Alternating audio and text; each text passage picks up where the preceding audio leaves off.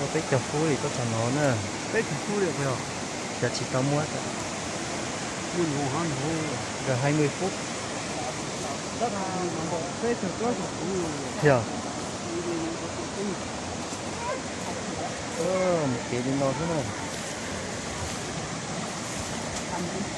Nó bé một tổng chế nữa. Chả hàng hóa để nữa. Bắt cửa.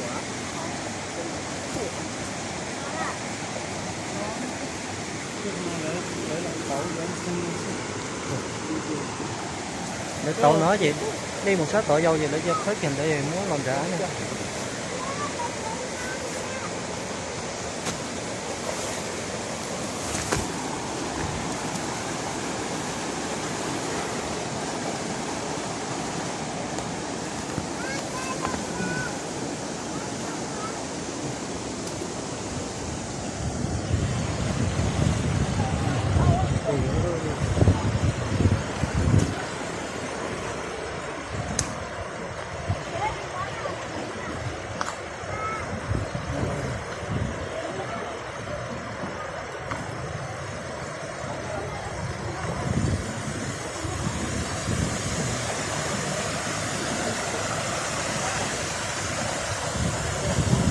Để lọc cửa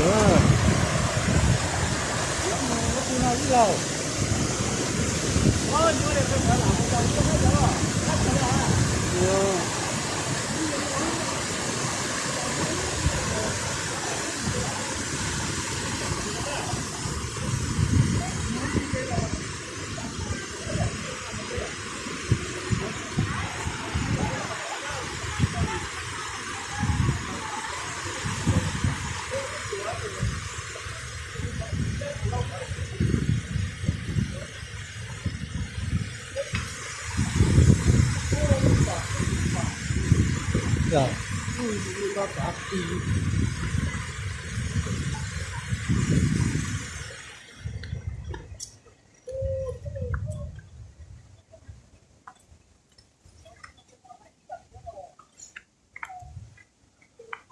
Đã cho hai nó đã chịu.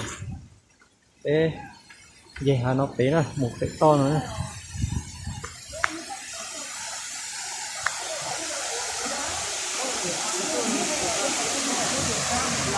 Dạ.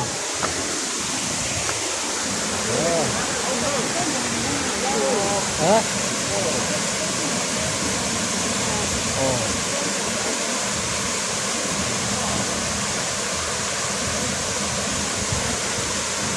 Đó, tiếng gà nó bé. Tiếng gà bé à, xí đu tụt bé. Rồi. Rồi. Để thoát lối quá. Giáp khẩu.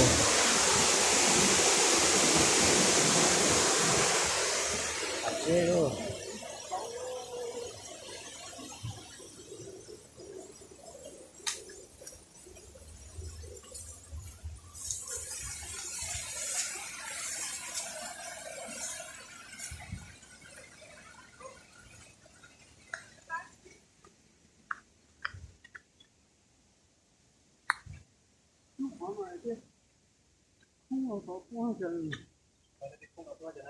Ô, tên nó tờ thứ sáu yêu thủ. Nó nôi không?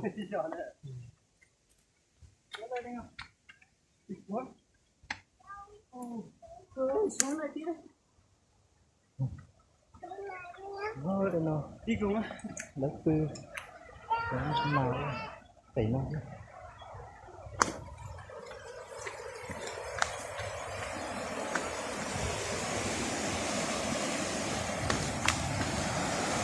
Trời ơi.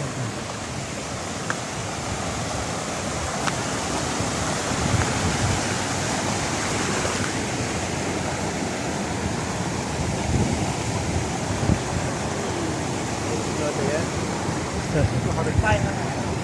Wow.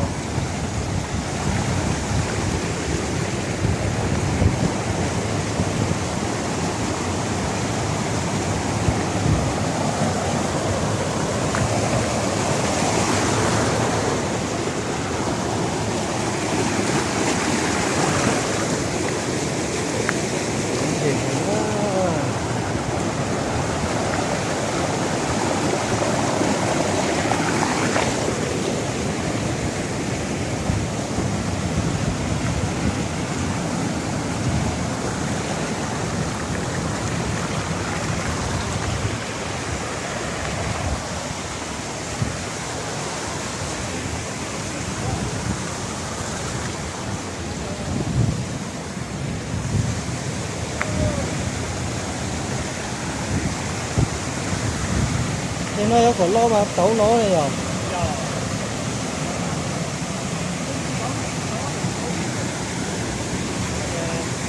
tấu có nó